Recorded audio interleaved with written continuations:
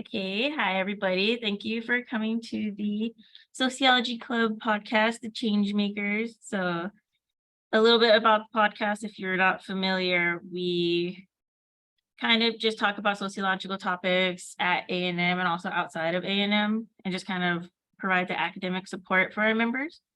So, today we're going to have a guest speaker, Dr. Shen, and she's going to be talking about research. And I don't know, do you want to give a little brief introduction of yourself? Sure. So I'm Shannon. This is my 5th year at Texas A&M San Antonio, and this is my first position after finishing graduate school. So I got my PhD at Michigan State University, and I'm going to talk about research. So I'll talk about my research there, and then I'll talk about research that students can do while they're undergraduates here. So essentially, I was a double major in undergrad, political science and sociology, and political science was the hard one. And sociology was like, I just liked the classes and it was fun. But then it was kind of like, I did a year of volunteering at a high school in Boston after I graduated from undergraduate.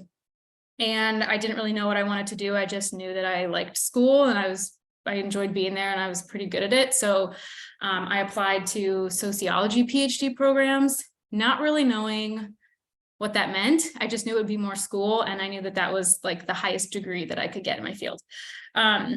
So I don't know if I would advise, I think if you're interested in master's or PhD programs, you probably should do a little bit more research. And the best way to do that is to talk to your professors about what that means, because they've all had to do it. So I was like by myself away from my professors. So I was just kind of like applying to programs. And thankfully I got into Michigan State, and they also funded me through a TA ship that ended up turning into an RA ship. So I had funding while I was there, because sociologists aren't making tons of money to be able to pay back our student loans. But that allowed me, the TA ship was only for a couple of years, but then the RA work that I did, TA is a teaching assistant. So like maybe our school will eventually grow, right? But at pretty big schools, like Michigan State's a giant school. Like we had an intro to sociology class that had 100 students in it. And then those were broken out in recitation sections. So then I got to teach like 2 groups of 20 students each. So it was this giant classroom where they had the lecture from the famous professor, and then they met with some of us TAs, and then we answered questions. But then I hooked up with my advisor, and that turned into a research assistant position. So that's the RA. And I would say that with research, this is applicable to people in undergraduate, to you all. Like it's okay if it changes. I think that sometimes, especially like if you're in a class, of course, if a professor wants you to turn in, we have to eventually see what you're going to do. You can't be changing your topic in the 11th hour. But so I teach the capstone class here, which is where you have to do your own original research project. And at the beginning of the class, it's up to students if they want to continue on with a project that they've done in methods and maybe in stats. That's the format of that class has changed a little bit, but you can keep using your methods paper, or you can pick a new topic. And so I think that some students can kind of get into this rut where it's like, well, this might be easier, right? I've already done some work for methods. And so I've already got some things here and I'm just going to keep going with it. But then maybe by the end of the capstone class or halfway through, they're like, I'm so tired of my topic, right? I wasn't as excited about it as I thought I was going to be. I was just kind of doing it because I had done, some work on this in methods. And I get that. And I know that sometimes students take a lot of classes and it's just like, I need to get through this exercise right to graduate.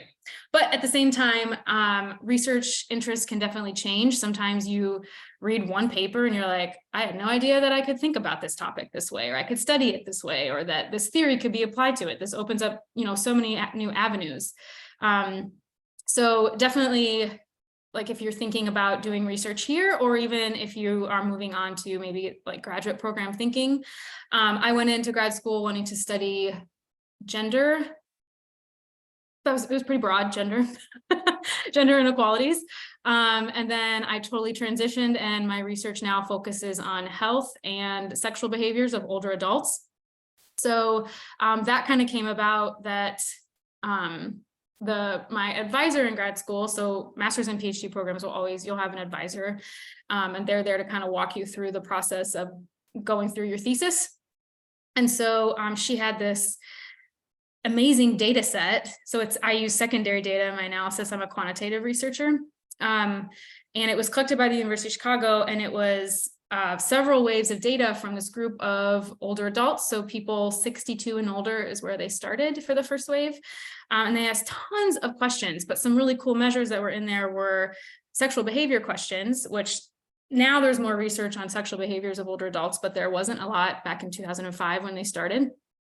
And then they had these other measures where they, so they're biological markers. So they actually, as part of the being a participant in the study, they did like nose swabs and saliva swabs, and they did a blood draw, and they took blood pressure. So I had all these, there was all this data about like what you would study in a biology class, right? Health data. And so a lot of my research has combined both of those measures and thinking about how I also do family too. So like marital relationships between older adults. Is it a supportive relationship? Is it a stressful relationship? How does that relate to their sexual behaviors, their sexual quality? And then how is that maybe related to different health outcomes? So I've done research on cardiovascular disease or heart disease, diabetes, and right now I'm looking at cognitive impairment, which is a way that we measure dementia. So can sex be protective against these things? We know that sex is a form of moderate physical activity. And so if you're thinking about health outcomes, exercising should be encouraged, right, for health outcomes. So I never, had I not seen that data set and had I not had my advisor, I'd never, ever would have been studying what I'm studying now. And usually when I tell people that I study sex in older adults, they want to know more, right? It's an interesting topic. It's not like I'm rattling off some fancy academic title and they're like, I don't know what you're saying. And they shut off, right? It's like, okay, what are you talking about here?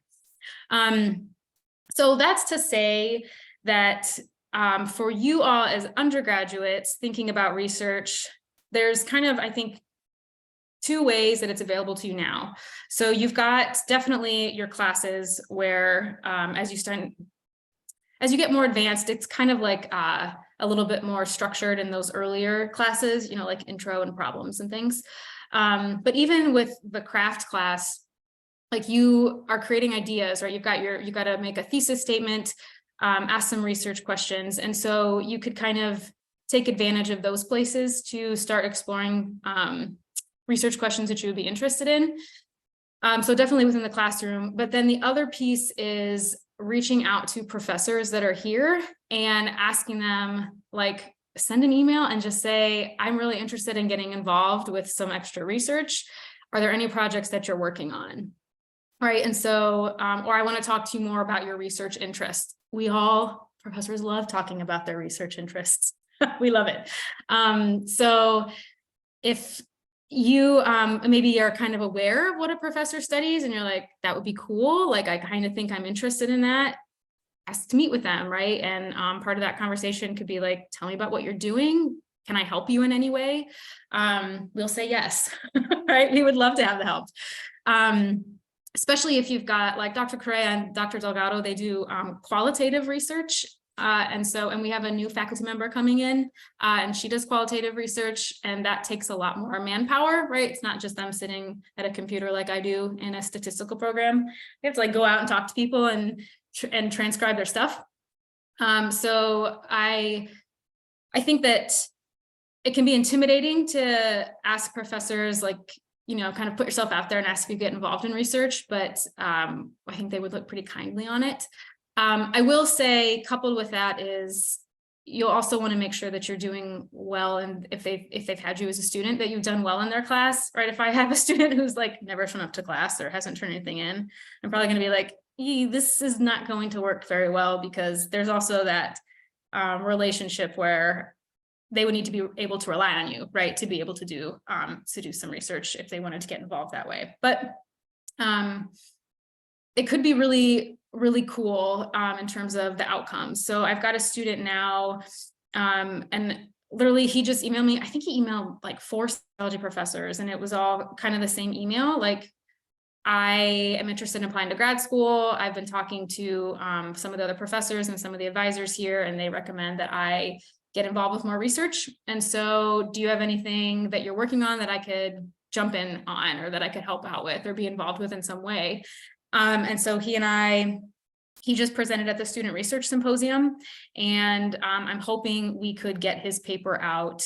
Well, we're both on the paper, right? So he's a co-author, hoping that we could get that paper out and get it published, which would just be really, really cool, right? To have something published as an undergraduate student. But it also is helpful because then you learn the process in a way that's different from the classroom, right? So it's like, we have, check-ins bi-weekly. It depends on the time of the semester, but this is how this part of the research process is supposed to go. This is what I'm looking for with your writing. Here's my edits on what you wrote. Here's some feedback on how I think you should go about this.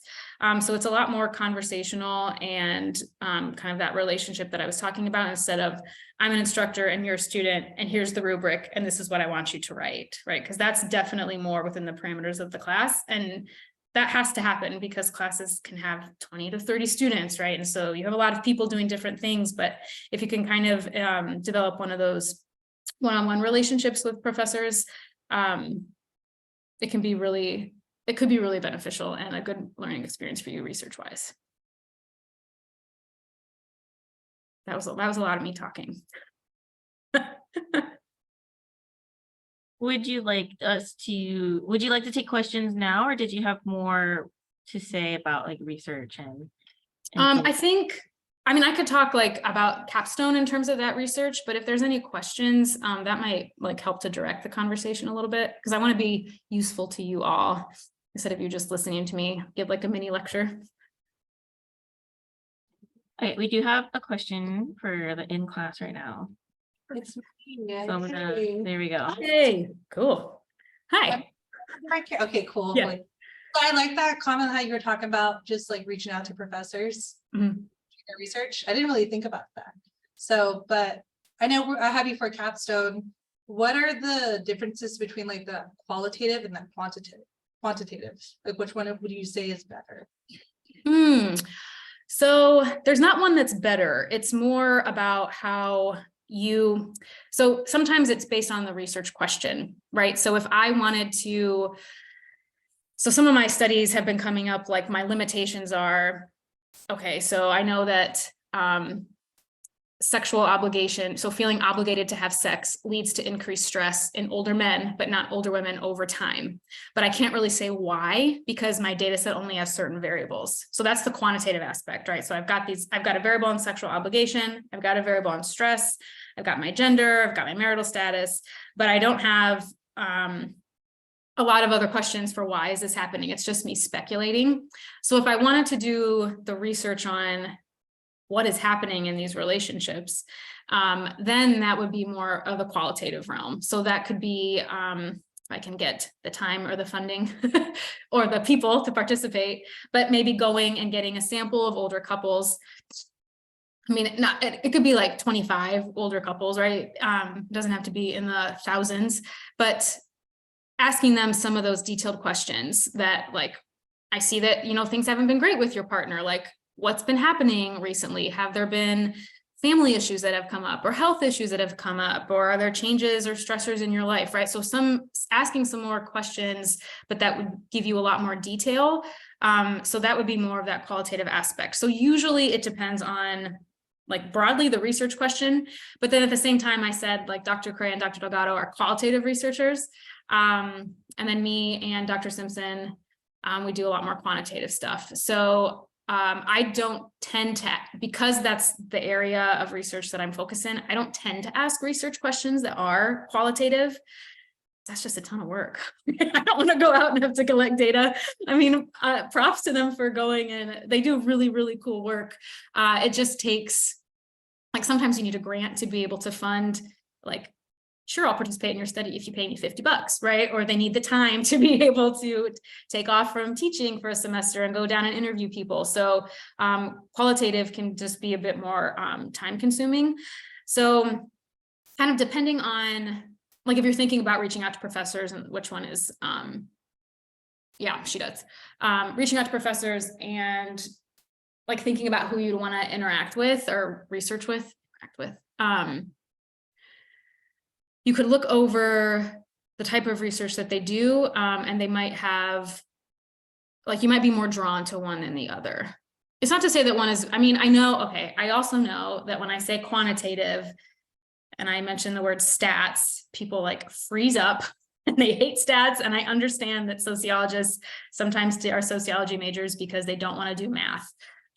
But when you're working with a professor in this capacity, they're not just going to like throw you into the deep end and be like, run this for me, do this for me, right? It would be more of a working relationship that you could like have the space to be able to ask for help instead of like feeling like your grade's gonna, you know, it's like it's a different learning experience than in the classroom. It's a lot more collaborative. Did I answer your question? The sort of the difference there? Yeah. And then we also have a question in the chat. Yeah. Elisa, yes. So I just recently asked Dr. Pollack about research projects. She told me about SOCI 4393, directed research in sociology and sociology internship. I was aware that those two options existed. I wasn't aware that those two options existed. Could you explain what those are? And would you still have to take capstone along with those? Yeah, definitely can answer that. Also, I pronounced your name wrong earlier, Alyssa, sorry. I just did it wrong again. Yes. Cut that out of the podcast, sorry. Thank you. Okay, so you do still have to take capstone. That's required for the major. But the directed research and the internship would be in addition to it. So we haven't offered sociology internship in a long time. That takes a lot more. It takes away time that a professor could be teaching something else, which is pretty tricky because there's not as many students that sign up for it. So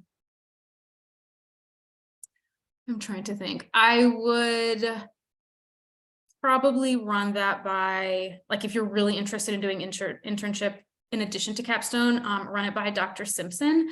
But I can tell you from our program meetings that it's just something that it's difficult for us to manage right now. And it's also a lot on the student having to find an internship. And sometimes students are like, a lot of sociology internships aren't paid, unfortunately. And so sometimes students would rather just work than work unpaid. But directed research, we do have going on right now. So Dr. Elias taught directed research last fall, and it's still ongoing this spring with the same group of students. She just lost some that graduated in between. And so what that is, so there's sort of two routes. I also think that Dr. Simpson did directed research maybe a couple semesters ago. So what I'm talking about, this working relationship where you could reach out to a professor and see if you could do research with them, jump on a research project. You could also ask, would you be willing to take me on under this directed research SOCI 4393 class? So you could get credit for it. The student that I'm working with right now just wanted it and didn't want to pay for the credits, so he's doing it on his own time. So it would kind of depend on what's available to you. But what Dr. Elias is doing with directed research now, she had, I want to say maybe 6 students last semester, and she still got 3 this semester, is there was a research question that the dean had, and it came up, the dean of our college had, and it came up at the university as well, that post-COVID, things are different with student schedules. And so they wanted to have some research on when classes should be offered, what types of classes, like hybrid, in person, online. So they are doing, this semester, they're conducting focus groups. So last semester, they were kind of building their research project. And then this semester, they are executing it. So that's directed research, but it was already, the research problem kind of already existed. So students are more getting a lot more methodological training and experience that way. But directed research could also exist where you ask a professor if you can join like their research project, and then you could get credit for it through directed research. Thank you. Your answers are always really in depth, and I enjoy that. Oh, good. Okay, good. I like that a lot. So anybody else on the call, do you have any questions?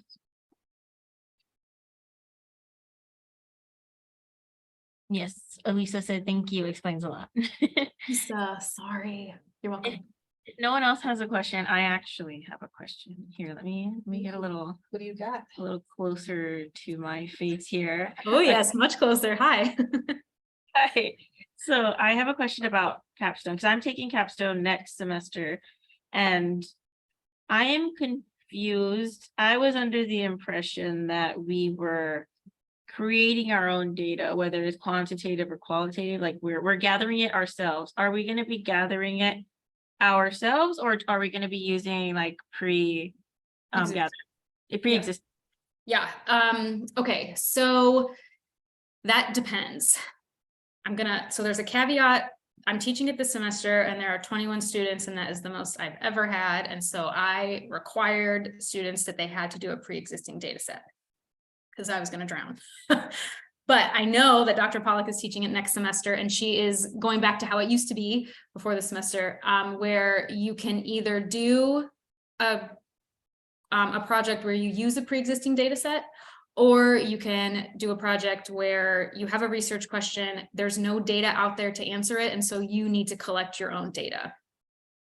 There's a lot of data out there already. Not all of it is free, which is the tricky part, but I've got a lot of stuff already downloaded that I'm going to share with her, like a lot of data sets. So I will say a lot of students in capstone gravitate towards, I have a research question and I just want to interview people and that's how I want to collect my data. That takes a lot more work because it's all on you, right? So if you had a research question that could be answered by a pre-existing data set, you just have to find the data set and it's all there, it's all done. They've already collected the data, they got a really large sample size. You are limited by the questions that they ask on the survey. So you would really want to do your work at the beginning of the class. There's like a couple weeks built in where you're kind of developing your research question. What are your hypotheses? Like, I need to get a better example. The one I've been using in class is really bad. Let's say my research question is, okay, I had a student that did, did I get this right? Among veterans, how does PTSD affect their marital quality? So he ended up doing a survey and he distributed it on, I think he put it on like social media or emailed it to people that he knew were veterans, because he couldn't find a data set that had variables. Are you a veteran? Do you experience PTSD? Those were in the same data set, but the question about marital quality wasn't in the same data set. He had a data set that had another, like there was one data set with veterans and PTSD, and there was one data set with marital quality, but you need to make sure that you have one data set with all of those variables in them. So yeah, so me saying it's a lot more work is that then what you have to do is you have to write the survey questions. And if you've taken methods, you know, it is not easy to write good survey questions. That takes a lot of time. Yeah. And you also can't have a survey question that says, so let's say you check you're a veteran and if they say yes, then they can take the rest of the questions. You can't have a survey question that says, does your PTSD affect your marital quality? Because that has your independent and your dependent variable in it. And so you can't look at how those two relate to each other. You have to have one question that says, how often do you experience PTSD, or however you're measuring it? Independent variable. Then you have to have another question that says, how would you rate your relationship with your spouse? Very good, good, you know, on your Likert scale. That's your dependent variable. So you have to have those two variables independent, separate from each other. That way you can see how one increases maybe causes the other one to change.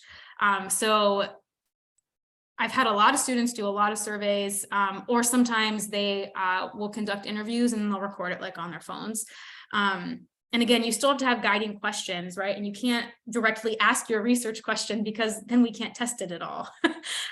So it's just, it's more work. I'm not saying that you can't do it because definitely next semester you can, but just if you have a research question that there's already a data set out there that you think would be useful for you to use, I would say during capstone, the class is already a lot of work. If you can make it easier on yourself, that would be a good thing to do.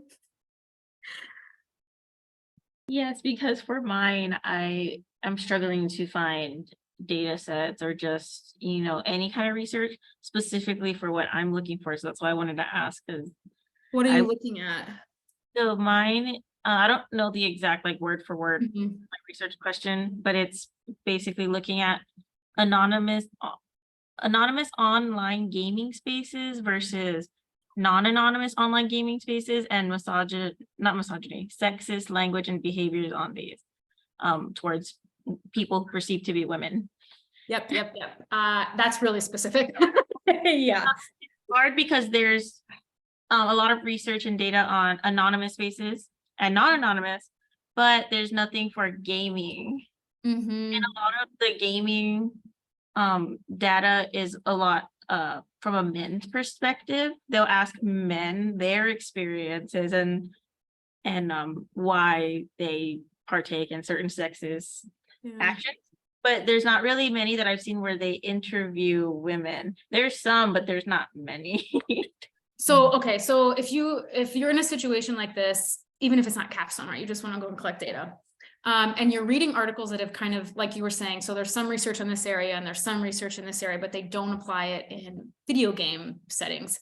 What you can do, which does make it easier for you, is you can use previous studies, like research questions. So for instance, there's a scale. I use scales as examples a lot because I use scales a lot. So I want to measure depression in my studies. And it's called the CESD scale. It's the Center for Epidemiological Studies. But essentially it's like 21 questions. And you guys you've seen these before, like if you go to the doctor's office, right? How often in the past 2 weeks have you felt downhearted? How often in the past 2 weeks have you have not felt motivated to do stuff, right? So you answer a series of questions and then you get a score, and that gives me okay, if they got a higher score, they're more depressed. If they have a lower score, they're less depressed.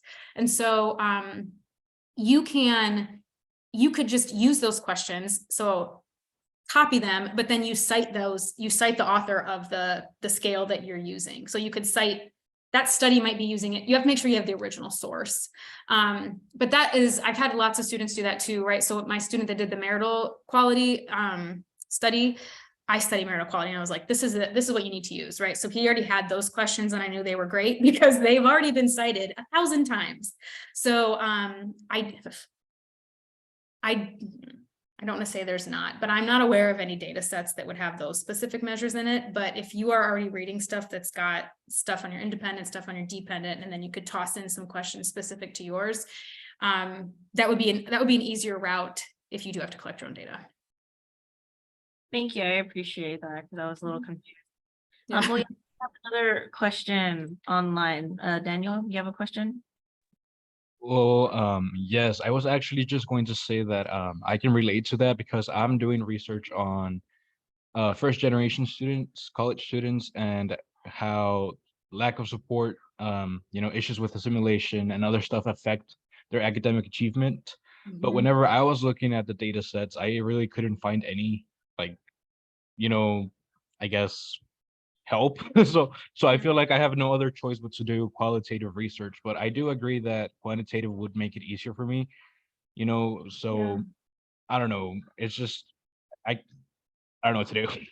No, so I have a lot of students that are also interested in education, which makes sense. It's like your life right now. So there is a website that has all of the government education data sets, and they have a lot of data. They do not release the data. You have to analyze it on their website, and it's not the best analysis tool. I have students who use it. I'm going to put it in the chat. It's called the NCES. I will give you, if you email me, I can send you did you look at it? Yes, that's actually the one that I was looking at. The Thanks. National Center for Education Statistics. Is that the one? Yeah. Yeah, that's the one I was looking at. But whenever I tried to do, I was looking for lack of support or like Those were the assimilation. I variables. couldn't find. Yeah, I couldn't find any. Yeah. So I think the only option I have is to actually do I guess the interviews myself and actually collect the data myself. So Yeah.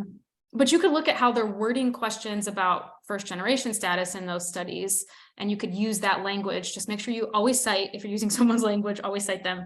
And then you could look at other studies. If you're reading a study it's not about students, but it's about social support measures, you could see how they're asking those questions and use some of those. There's a lot of scales for social support that you could look at too. Yeah. Yeah, it's tough when you've got this great question. And I hate doing this to capstone students, especially this semester, because I made them use secondary data, but I'm like, oh, it's really cool. You want to study like cam girls online. We can't do that. I don't have any data. And the other huge thing is protected populations. So data on children, data on prisoner populations, data on pregnant women, data on trafficked victims, which for some reason, some of those topics people are really interested in. It's really hard to get access to that data. So keep that in mind. So I also volunteered for the focus groups with Dr. Elias, Oh, nice. just so I have like a better, like gain some experience on like interviews and stuff and how to conduct them. So hopefully that helps, but yeah, I guess I'll see how it goes. Yeah. Thank you Yeah, though. that's Thank you. cool. Mhm. So does anybody else have any questions? Okay, I'm assuming no. So before, because I know you have a busy schedule, before, do you have anything else to add, or? I would just say, from my experiences, you guys are amazing students. I've taught students at different levels, at different places across the US, and the students here are phenomenal. You all work really hard, and I am just sometimes in capstone, it's like I read these papers and I'm like, holy cow, I would write a paper with you. So be confident in what you can do. The training that you get, like the capstone class, I know it's tough, but it's really, really good experience. And I've had students that have gone on to grad school, like at UTSA, the master's program in sociology. And I keep in contact with them and they're like, I was the only one prepared, right? Because they have never had to do, the students from other schools don't have the same kind of structure or the capstone type class where you're free to do your own research. So take advantage of it, like in a way that you can. But also take advantage of the professors that you have here, right? If you want to develop a working relationship with somebody and get involved with research in some way, I think that I don't think we get asked a lot to do that. So definitely you have the space as one of our students to ask us those questions, right? So take advantage of the resources that you have while you're here. And then always, it's great to get emails from students after you graduate. So it's always nice if you keep in touch with us as well. But yeah, utilize your resources while you're on campus, and then just, you guys are great students. And I've seen, like, once you have the guidance, right, by working with a professor or being in the capstone class and like, oh, this is what I'm supposed to do. Like, a lot of the students are just like rock stars. So I don't know, believe in yourself. You're great. You can do it. Research can be intimidating, but it can also be really cool if you get into something that really excites you. Yes, thank you. Thank you for your time and all your help and information. Yeah. And it's very helpful, and I'm glad that we have this conversation in space where students can ask these questions, because sometimes we do feel intimidated to go up to people who have the experience, and we know that you guys are busy, so we don't want to bother y'all, but it feels good to have that reassurance. But Mhm. before we end it, we always ask our guests if they want to leave us with anything. So it could be advice, it could be a quote, your favorite book, or recommendations, anything. Would you like to leave us with something? Oh, wow, that's big. Mhm. I'm doing a lot of work right now on health. So what I want to leave you with is I want you to sit up straight, or if you're standing, okay, this is not really advice, but it's like, we're going to relax. So I want you to roll your shoulders up, back and down, get yourself nice and relaxed. Take some deep breaths in through your nose, out through your mouth. Again. Just let your shoulders sink down. I know we're in a stressful time in the semester, so if you ever need to come back and give yourself 2 minutes to do this, I do this. You should do this too. Keep our stress levels low. You guys are awesome, and we're all going to get through this. Thank you. I enjoy that a lot. Yeah. So that's going to conclude our podcast for today. Thank you, everybody, for coming. Thank you, Dr. Shen, for everything that you do. And I'm glad that we got to interview you before, well, not interview, but have this opportunity before you left. But thank you. Thanks for having me. And always feel free to reach out via email. And if my email changes, just Google me. And I hopefully will pop up and you'll have my new email. I'm gonna Google Dr. Shen right now. Okay, yes, thank you. And if Thank no you. any more questions or comments, concern, I'm gonna be here for another 5 minutes. But other than that, feel free to go. Thank you, everybody. Thanks, everybody.